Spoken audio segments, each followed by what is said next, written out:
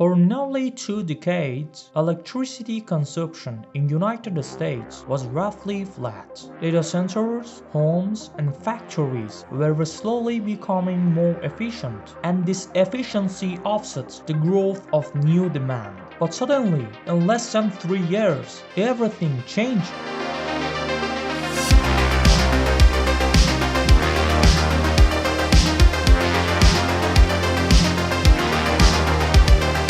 Artificial intelligence, one of the most physical and thirstiest industries in human history. Let's start with a simple comparison. Every time you search a simple question on Google, about 0.3 watt-hours of electricity is consumed. But when you ask the same question to an AI chatbot, energy consumption increases tenfold. That is about 2.9 watt-hours for a simple query.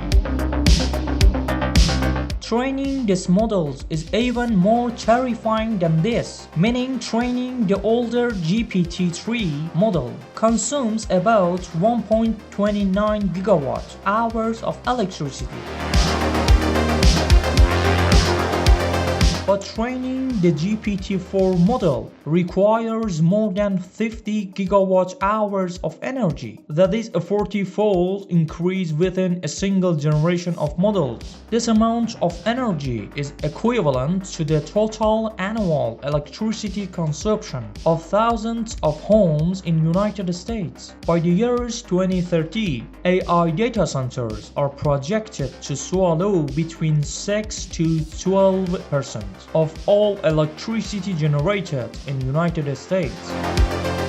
Tech giants, including Microsoft, Google, Amazon, and Meta, are in an arms race to build colossal data centers, setting aside more than $600 billion in budget for these infrastructures. But they have run into a massive wall, the power grid.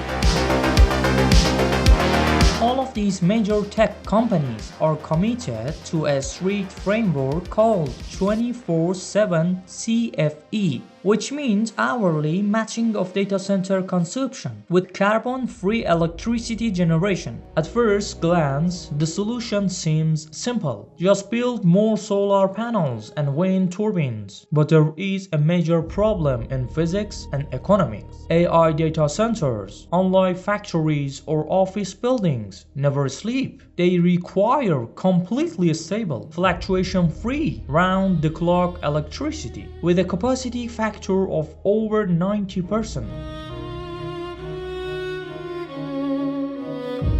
The sun sets at night and the wind doesn't always blow. For a solar system to supply power to a 500 megawatt AI data center round the clock, it means you have to build a solar system vastly larger than needed and pair it with massive battery storage systems. The cost of this is staggering. According to scientific reports, the real cost of producing stable, round-the-clock electricity by combining solar and battery is between $30 to $80 per megawatt hour, more expensive than purchasing electricity directly from the grid.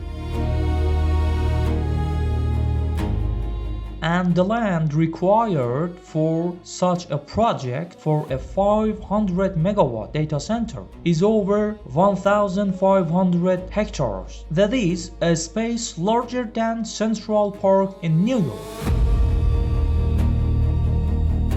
Tech giants cannot afford to wait for the long-duration battery storage problem to be solved. They need an energy source that is carbon-free, takes up very little space, and generates electricity 24 hours a day. Only one option remains on the table: nuclear energy.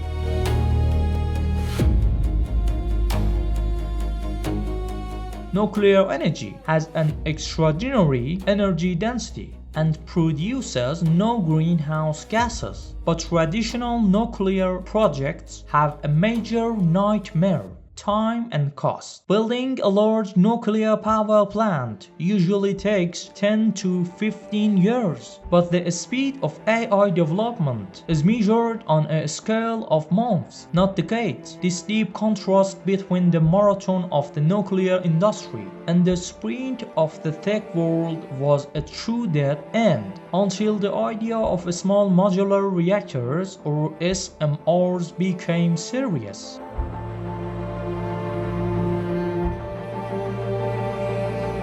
SMRs are reactors with a power output of less than 300 megawatts. They are prefabricated in factories, transported to the site by train or truck, and installed next to data centers like building blocks. This modular design allows tech giants to add new reactors step by step as needed.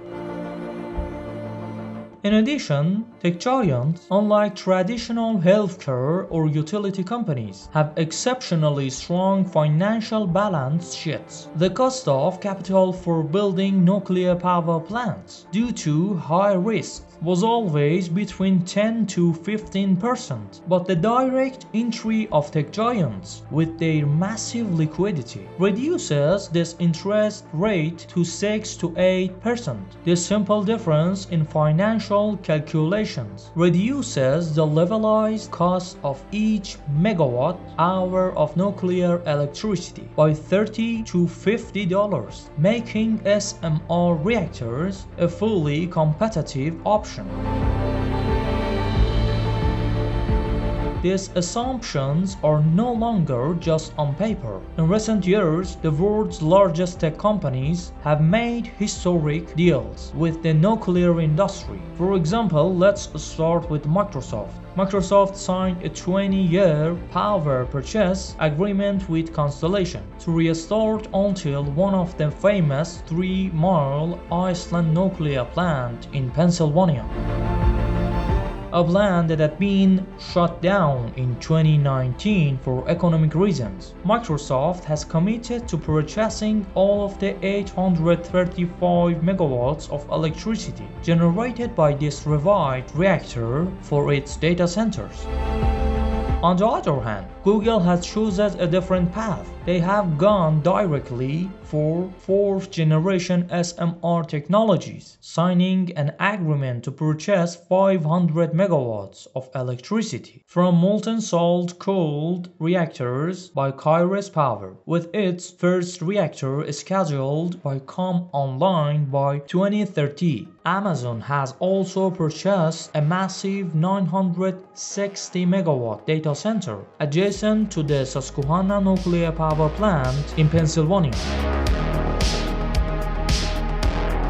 receiving its power directly from existing reactors, while simultaneously investing in gas-cooled reactors by X Energy. Meta has also signed agreements to secure 4 gigawatts of nuclear power with TerraPower and Oklo by 2032.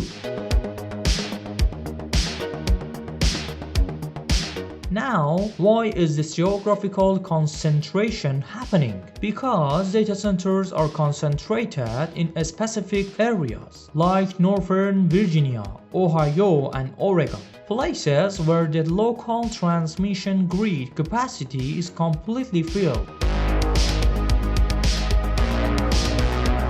Building a dedicated reactor next to the data center is the best way to bypass this grid and transmission bottlenecks. Although the story of SMRs and nuclear reactors promises a clean future, a bitter truth remains. New nuclear reactors will not arrive in time for this race. SMR reactors for Google or Meta will not come online before 2030 to 2032.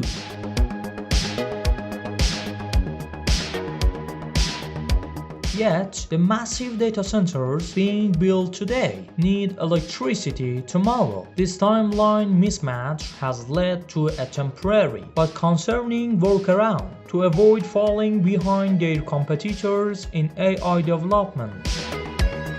Tech giants have turned to building dedicated natural gas power plants on site and their data centers. Natural gas can be installed quickly, but it emits more than 12 times the carbon of renewable to nuclear system. This is a temporary setback for these companies' climate goals.